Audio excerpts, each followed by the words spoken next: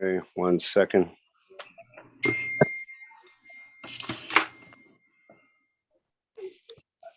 We're live. Okay, we'd like to start this meeting here. You can call the roll. Trustee Brown. Present. Trustee Belcher. Here. Okay. And we can all stand for the Pledge of Allegiance, please. I pledge allegiance To the flag of the United States of America and to the republic for which it stands, one nation, under God, indivisible, with liberty and justice for all. all. Thank you, Chief. Yes, for sure. For the flag there. Oh, Trustee Belcher, would you like to lead us in prayer? Sure. Heavenly Father, thank you for allowing us to have this meeting tonight. Thank you for putting us in a position to do what's best for the community. I hope this is a prosperous meeting that we can do what we came to do and get the business done for the village of Dolton. In your name we pray. Amen. Amen. Amen. Before we get started, I'd like to welcome the mayor who just joined us. Before we get started, Mayor, do you have anything that you want to announce or see? Yes, hi. Good evening, everybody. And thank you, Trustee Holmes. I just want to tell the community to be safe out there, be alert. And I thank you guys for putting on this committee meeting, Andrew, or Trustee Holmes. Thank you, Keith, for showing up. And I think it's going to be a very productive meeting this evening, as long as everybody do the will of the people and everybody do what's needed for community. So I just want to say thank you, and I'll just be on mute. So thank you. You're welcome. Trustee Brown, Trustee Belcher, you have any announcements you have? No, I don't. No, not at this time. All right, thank you. Okay, if we don't have any old business on here, and then we'll just go strictly right into the new business. I would start off with the as far as the gun safety. You know, I talked with the chief about this gun safety, and also what I would like to put out. You know, when you have company or residents have company over at the house, apartment, or you have company come to visit, we know at some places they're going to consume alcohol. In saying that, we all know there's a law, don't drink and drive. We all know when a person is at your facility or your residence that you will take the keys or you will drive that person home. I'm asking and looking and preaching for the same thing with people that have conceal and carry. Think about it. If you could take away the keys to the cars to keep a person from driving, to save his life and others' life.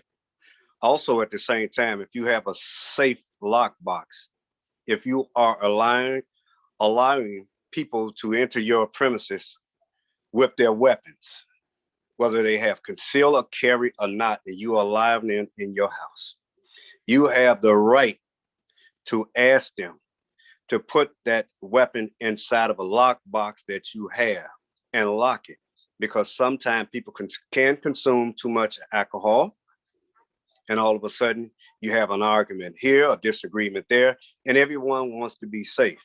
But at the same time, you can also ask these individuals, if you do have conceal and carry and you do have this weapon, let them know that weapon is not allowed inside of your house. You have children, you have teenagers, and you have grown adults. You want your premise safe. But at the same time, if you allow them in there with this weapon, having a secured place, a box where they can secure this weapon, because if that individual gets too abbreviated or too intoxicated, you have that right not to give them that key to that box. And if an argument occurs, you can always dial 911, and you can let them know that you're not giving up this weapon to this individual because of his conditions. You can save yourself, your children, and also this individual from an accident, because all it takes is just a slight budge on that trigger to go off, and you want to be safe. Also, to the residents, I want to say thank you so much for calling in with the information about all type of violence. You have called the 1-800 number. You have gave that information up. You have remained anonymous. I have gave and forward that information to the chief. A lot of this information is being helpful as they move forward with these cases. But one thing I want you to do, always call 911 first. And if you want to call that 1-800 number, call it after you call 911 and give them their information. And then you can contact us and give us that information. We will forward that information to the chief. And thank you all for using that 1-800 number. And thank you all for calling 911.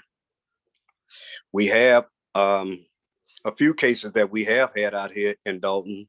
And as usual, during the detective's investigation, they do find out that some of these individuals, as usual, don't stay here. Some of them bring the drama here. Some of them have residents that live here. But at the same time, we have to deal with this and we have to make sure it is safe out here. You do have the officers patrolling the streets. You do have the community that has been calling in with anything that they see. But at the same time, some of these individuals, even some residents, are involved in criminal activity. Some that may be living there may not know, but at the same time, we still have to protect our valuable children, seniors that's here in Dolton. I mean, we're not, people come in, they say, oh, this is happening here. We're not concerned about that right now. We're concerned about right here in Dolton, what we have to do in home base. We know crime is everywhere. Crime is surrounding us. Crime is here and crime is there. But as a block club and as a block and as a citizen, you pay taxes, you have the right. Call with that information. As I said over and over again, abandoned cars, people standing outside, you have to protect yourself and be safe. Carjacking is still on the rise. Don't let nobody fool you and tell you it's not. It's still on the rise. All they need is an opportunity. You go into your vehicles, please look around. Look at these cars, and I say it over and over again, that are sitting out there. Some people I see are still sitting in their cars. They're still on the phone. They're still texting. I understand your car, your phone, but it's about your life. You have to keep your eyes open for your surroundings. And it hasn't happened here just yet, far as purse snatching, as people go inside of these stores. But in some of the surrounding areas, I see where this is happening at. People going in the store, the car's riding by real slow. Your purse or your bag is hanging. They snatch it, keep going, dragging you, whether you know it or not. Please look at the news and get the information about this, because going into these stores, Food for Less and everywhere else, Walgreens, you have to turn around and look at these cars that are driving slow, because they will reach out that window, snatch your bags, your arm, head, drag you, and all they want is that purse. For what? Be safe. Stay alert. Please stay alert. I'm going to give this over to Chief Collins, who's doing a wonderful job there with his team, and to update you all on where we at, because they have, as of last year, with our cases and homicides, I know that a lot of these homicide cases have been solved. A lot of murder cases have, not solved. A lot of them, they may have been solved, but I'll let the chief let you know that, because we had a lot of first degree charges, attempted first degree, aggravated battery, reckless homicide, and chief can elaborate on that, where those cases at, because those cases I don't like to use the word looking good, but we are just about there, and the chief will let you know of really charging these people, and sending a message to them that, this case may take a while to be solved, but we're not stopping. We done had a few this year. And a lot of these, one that I can say was an individual that drove from somewhere else and coming through Dolton with the problems that he had. Some of these individuals have a history of crime. Some of these individuals are domestic violence. And, we still have to protect ourselves. We still have to protect our neighbors, whether you live in Riverdale, whether you live in Harvey, Markham, anywhere coming through here, because we know they got residents stay here too. So they are going to visit their residents. But as a strong community and a strong block club, you can keep your eyes and ears open, and please don't be afraid. And I know you're not afraid because you're using that 1-800 number calling in, and you're also using 911 to call in any information, because it is increasing with the call volumes that are coming in with the concerned citizen. Chief, can you elaborate? Yes, sir. Thank you, Trustee. I appreciate it. Last year, we ended up with what would be 13 plus 1 homicides. And what I mean by that is, one, we are not really sure if it occurred in Dolton, but a body possibly had been dumped in Dolton. And of course, when we find it in Dolton, we have to work the case, which we do, and it adds to our statistics. This year so far, we've had 1 homicide. That's the one that occurred New Year's Eve. We did have a few shootings since then. In fact, I sent out information to the village officials about the latest shooting. The victim doesn't live in Dolton, happened to be being chased through Dolton. I can't elaborate anymore because that is still a very active investigation. But when these do happen, the detectives are right on it. If a death does occur, or if it appears that a death will occur as it relates to violence, we do activate the South Suburban Major Crimes Task Force. They send us 15 to 20 detectives plus our detectives, and that entire group works the case until we develop leads and make arrests. What you do hear about is the violence, but what is rarely put out there is what happens after the investigation. A lot of these homicides have been solved and arrests have been made, but that's not the end of it. The perpetrators still have to go to court, and it depends on what happens in court. The detectives and the state's attorneys, assistant state's attorneys, work together very hard and closely to make sure that the cases are solid before they go in front of a judge, and make sure that they are winnable cases. So we only get one opportunity to put someone up for a murder charge. After that, if they're acquitted, then you cannot seek anything further against them. That's why we have to work hard to make sure we have solid cases. So there have been some headway in these homicide cases, and people have been put away for it. Trustee, if I can back up, when you mentioned gun safety, I want to mention also, if you are a firearms owner and you have a concealed carry permit, always leave yourself a way to lock your weapon if you go somewhere. They make these gun safes specifically for automobiles. It attaches to something through a cable or some other means. You can lock your weapon in there. For instance, if you have to go to the library, you're not allowed to bring your weapon inside the library. So you have to lock it up if you've brought it outside the house with you. But Trustee, you're absolutely right. There has to be a way to get these guns in a safe manner, in a safe position, locked up if there will be any kind of drinking, because alcohol and firearms are a bad mixture. And we have had an incident where a party actually turned into a shooting and alcohol was involved. And had alcohol not been involved and the firearm not present, then of course there would not have been that shooting. But for individual cases, specifically with the homicides, going back to that, if you have questions about individual cases specifically, please contact me or Commander Price, who is in charge of investigations, and we will give you the updates. I try to give updates as I get them, and as things occur, I make sure I send something out to the trustees and the mayor and also the village administrator so that you're up to date in case you have any questions coming from your constituents. Anything else you'd like me to cover on that subject, Trustee? Not just yet. I would like to go to the Trustee Brown or Trustee Belcher if they have any concern questions. Only question I would have, Chief, you always say that we hear about the bad. Is there any way we can inform the residents about the good? We always hear about the bad, but we never hear about the good. So is there any kind of way we can inform the residents about the good things that are happening here? I think if we work together to develop some kind of method to put this information out, one of the things that I also like to work with our new communications person is putting the blotter and what's happening as far as police calls on our website, so people can see what happened the day before, the night before, the week before. But I also like to develop a method for giving information, such as a newsletter, for lack of a better term, or some news section on the website so people can see about certain cases. We can give updates like that. But I don't have myself a method of putting mass information out like that.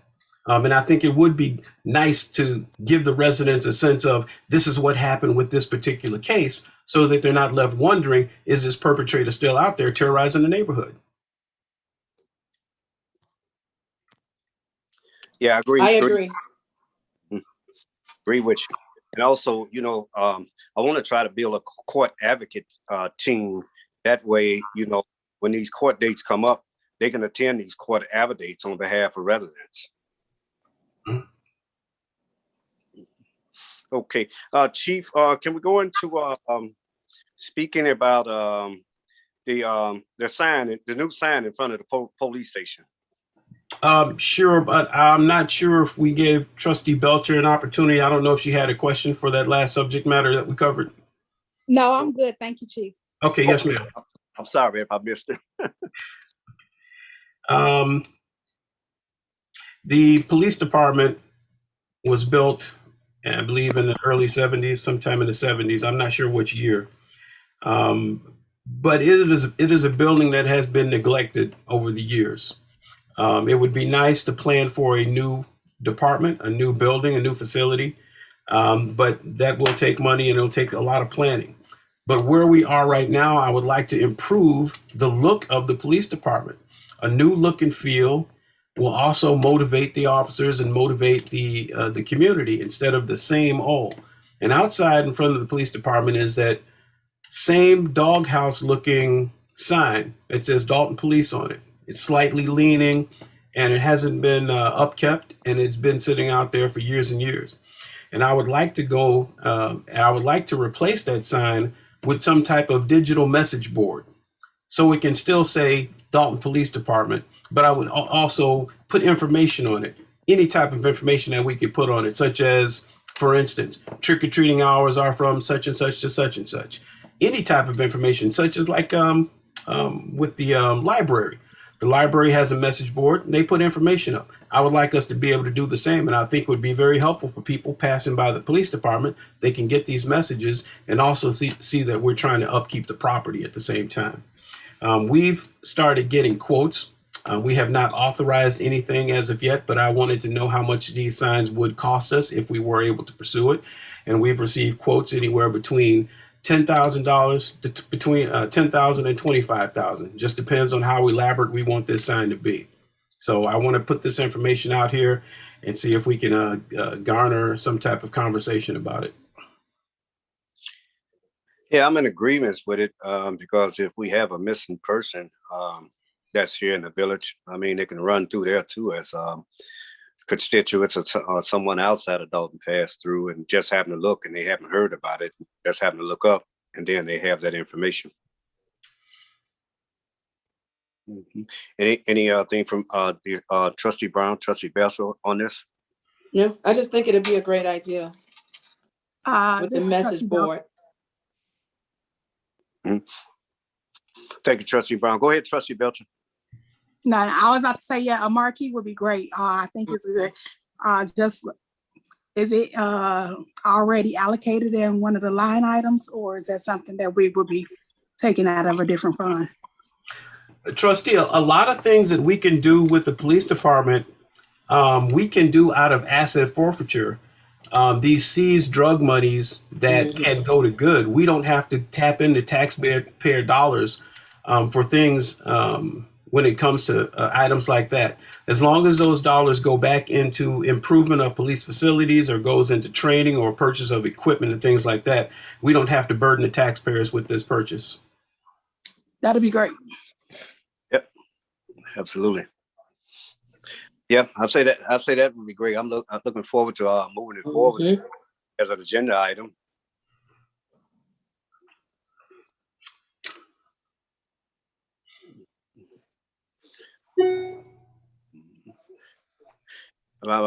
Can I get a motion to move forward to put this on as an agenda item?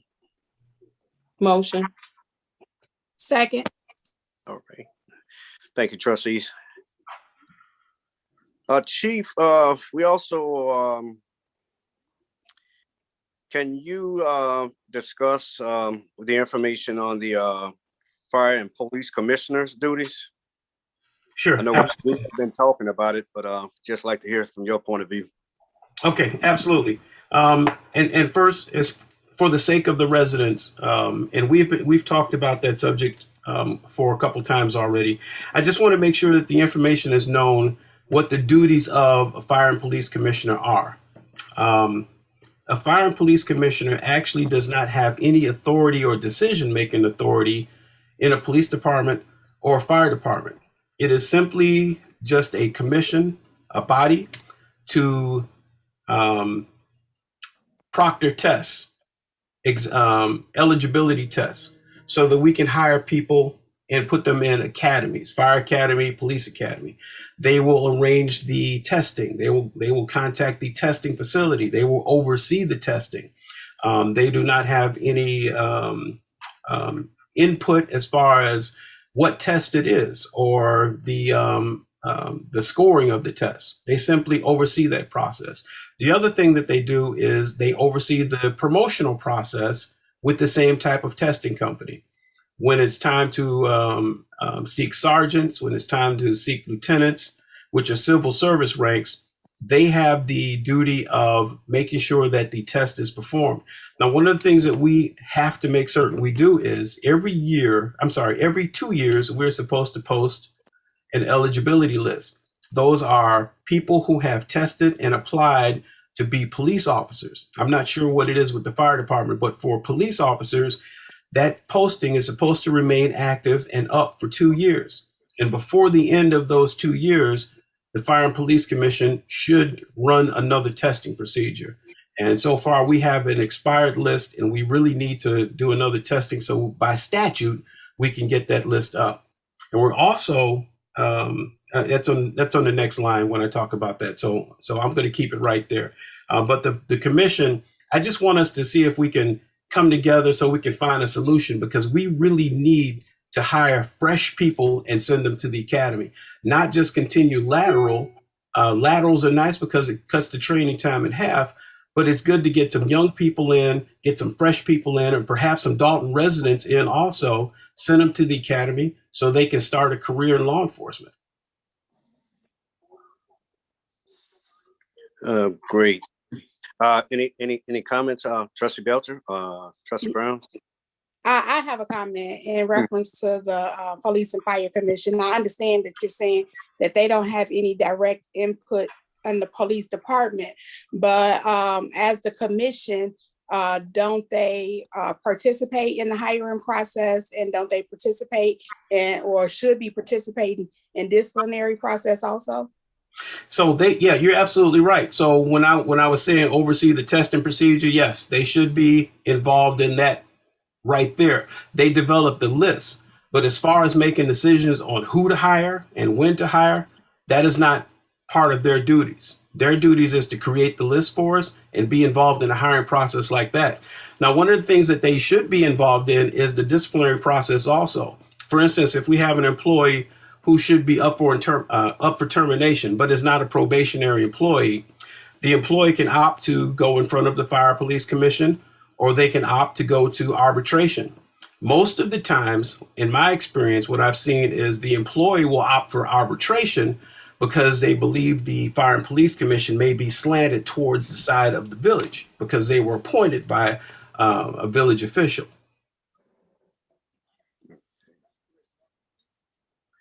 Okay, I just wanted to be clear of the actual duties that they are in process or in conjunction with the police department in reference to the hiring process, making sure to score the whatever the qualifications or the point system and those type of things, and also the disciplinary action.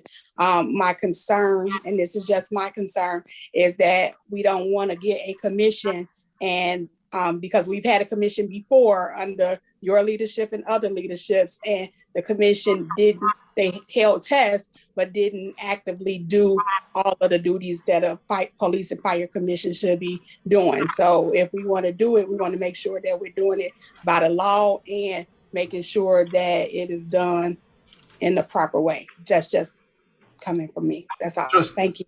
Trustee, I completely agree with you on that. When we have a commission, they should be active and they should be working for us. But they do not report to the police chief. I'm not over them. They are a commission separate, and they should be held responsible and accountable for making sure that those things get done. I agree with you. Okay, thank you. Yeah. One question, Chief. Go ahead. Who do they report to? They are appointed by the mayor. So basically, that's who they report to. So that is their separate job, so to speak. And they will have, in fact, give me 1 second here. There is training that they must attend. This is the Fire and Police Commissioner's Manual. There are rules in it that they have to follow also. There's training that they're supposed to get.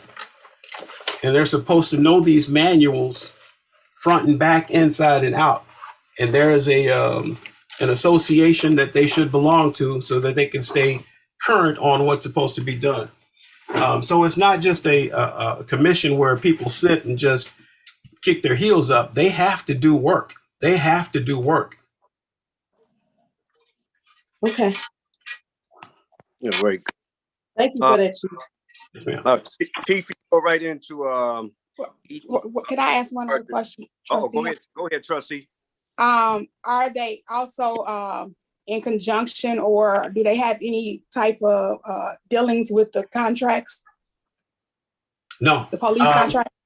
No. And in my experience of 20 some odd years, I've never seen a commission involved in any type of negotiations with the CBAs.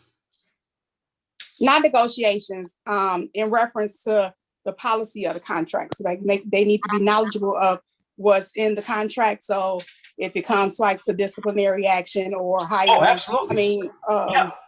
Moving up, promotions. Yeah, now that I understand your question, yeah, they absolutely have to know the collective bargaining agreements inside out, because sometimes there are grievances filed that the commission might have to voice an opinion on. So they absolutely have to be aware of the contracts. And for the police department, we have 3 contracts from the FOP. One for the patrol officers, there's a contract for the lieutenants and sergeants, and another contract for the records technicians. Okay, thank you. You're welcome. Thank you, Trustee.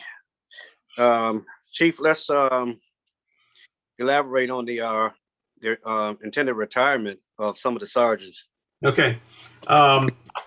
One sergeant for sure has announced his intent to retire next month, and next month is just right around the corner. There is another lieutenant who has talked about retiring sometime this year, but I don't know the time frame of that. But what it does is it leaves us in a position of being short a supervisor.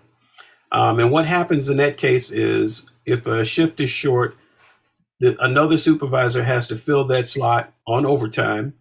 Or if no one wants to volunteer to fill that slot, then the shift supervisor from the prior shift has to remain over and fill that slot.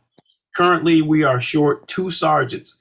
So this is when I was stating the importance of if we can come together and figure out the problem with the Fire and Police Commission sooner rather than later, then we can start another promotional process. I offered suggestions to the union as a temporary stopgap to appoint temporary acting sergeants to fill slots as we need, because we will be short those supervisors. There is some pushback from the union. I don't want to do temporary acting positions because it does cause more problems than solutions. But it is a way to have coverage on a temporary basis going forward. And because we don't have complete buy-in from the union, I'm more reluctant to do it. So I don't want to put us in any position where we have any trouble with the collective bargaining agreement or any legal ramifications. The other areas that I can go into are officers in charge. whoever the senior officer of the shift is can supervise the shift until the next supervisor comes on duty. So there's a couple options that we can go, but the problem that I want to highlight is we are short those supervisors, and we just can't promote anyone to sergeant because it is a civil service rank and it has to be controlled by the Fire and Police Commission.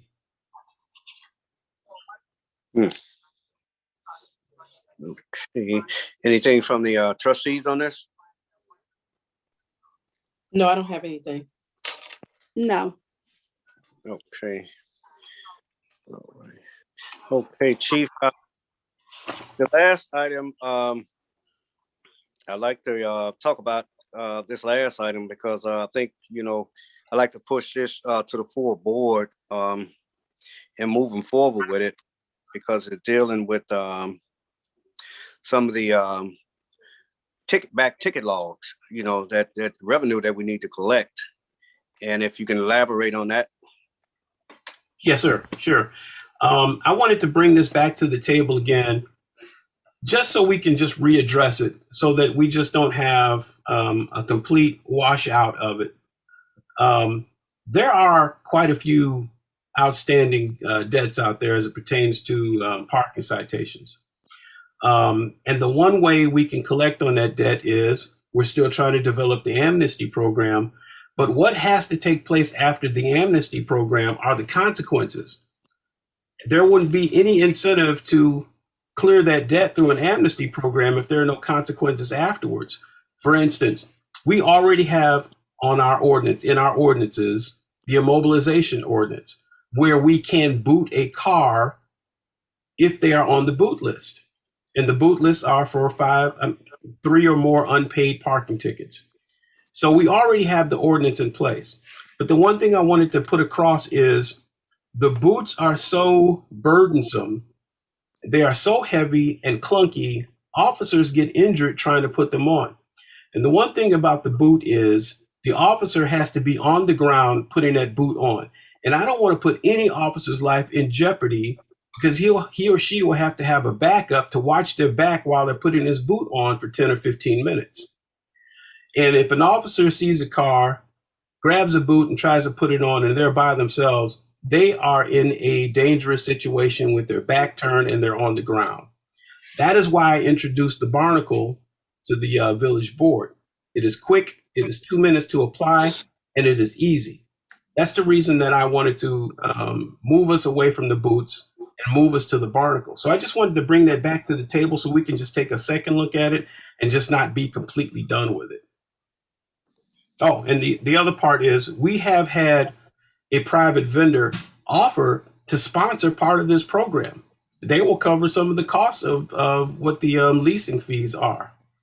And as we start getting these vehicles and the owners of these vehicles to start paying their fines, the program will obviously pay for itself in the end. So, but thank you for hearing me out on that again. Yep. Any comments from the trustees? Have we looked into any other program besides the barnacle?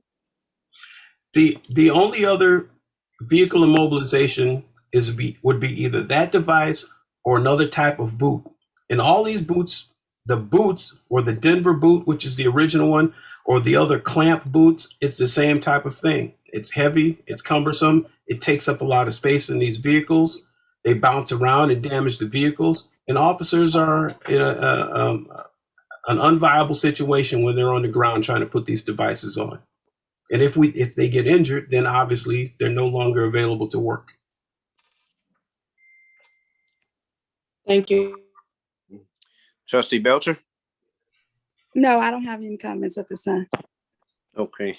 I would like to put this on the agenda for our next meeting with all of our board members. I would like to move forward with it. Can I get a motion to move forward with it? I'll make a motion. Second. Thank you. Okay, I'm going to be grateful for the time of the trustees, because I know some of us have other things that we have to do. Can we go right into our citizens address, if there's any citizens? Yes, we have a few. Mhm. Citizens address, will the official capacity, duties, and rules of the Fire and Police Commission be posted available for residents to review? Go ahead, Chief. I don't see why not. I mean, it just like any other position with the village, it should be public knowledge and public information. We should be completely and totally transparent about what they do. All right. Next question, next citizens address. Chief, what is the name of the manual they must know, and is there testing of the material? Because the position of commissioner doesn't require any special skills other than being able to read, write, and things like that. There's no testing to test into being. It is an appointment like any other commission, like zoning commission or any other type of commission like that. It is an appointment. And there's a manual that they should know. It's the Commissioner's Manual of Illinois Fire and Police. So basically, this Commissioners Association sets what should be the best accepted practices for the entire state of Illinois. So any fire and police commissioner operating in any municipality in the state, they're all operating from the same book. But the other book that they should know is our collective bargaining agreements also. And those differ from municipality to municipality. So they would have to have copies of it. And they must study this material on their own. And they must attend conferences so that they can stay abreast of all the changing issues. All right, that's all the citizens address for tonight. That's all I have. Okay, before we adjourn, I would like to ask Trustee Brown, Trustee Belcher, do you have anything else that you want to address, say to the citizens? No, I'm good, Trustee Holmes. Thank you. Trustee I'm Belcher? good. No, thank you. All right. Is the mayor still on?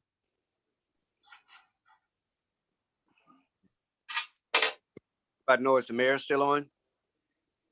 Yes, she's here. Someone is speaking to her. So I don't believe she has any anything to say at this time. Let me grab her. Okay.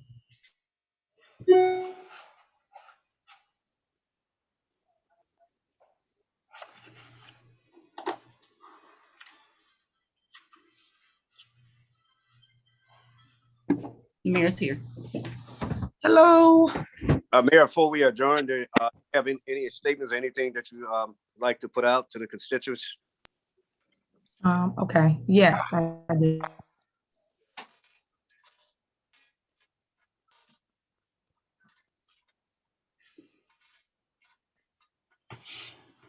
Okay, hey, okay, there we go.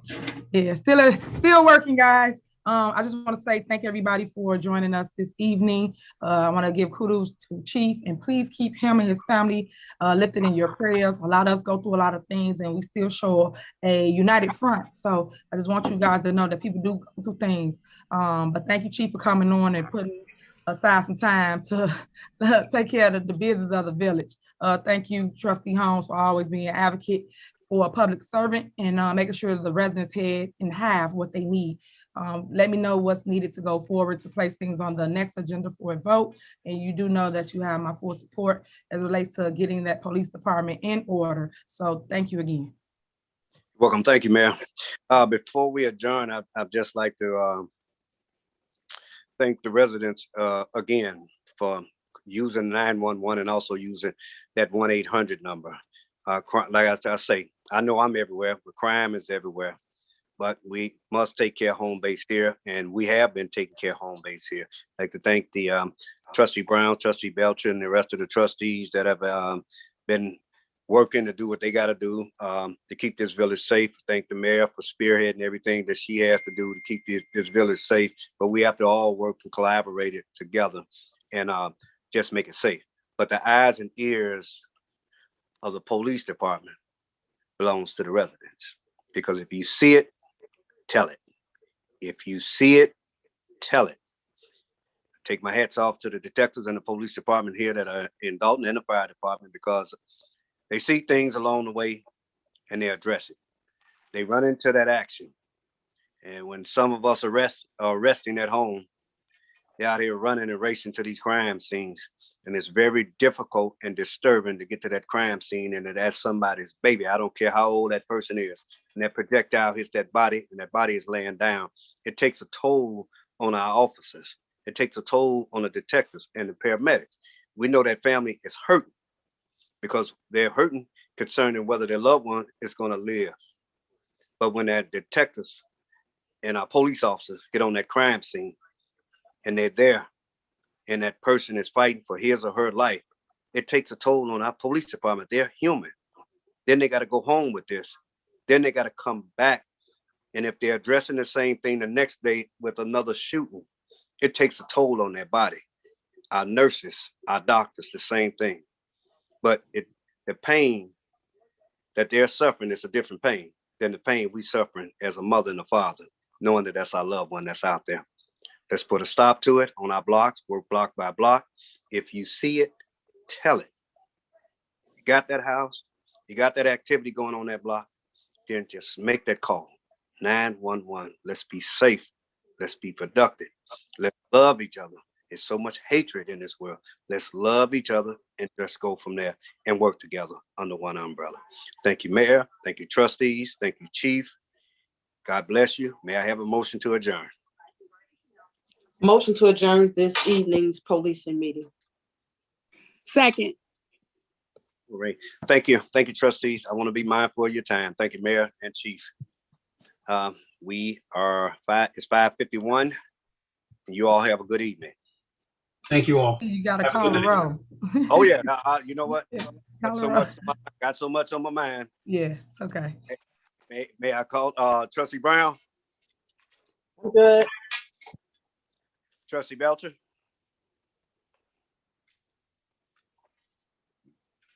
Trustee Belcher? Looks like she already popped off. All Good right. night, everyone. Okay. Good night. Have a fantastic weekend. You You too. do the same. Thank you. You're welcome.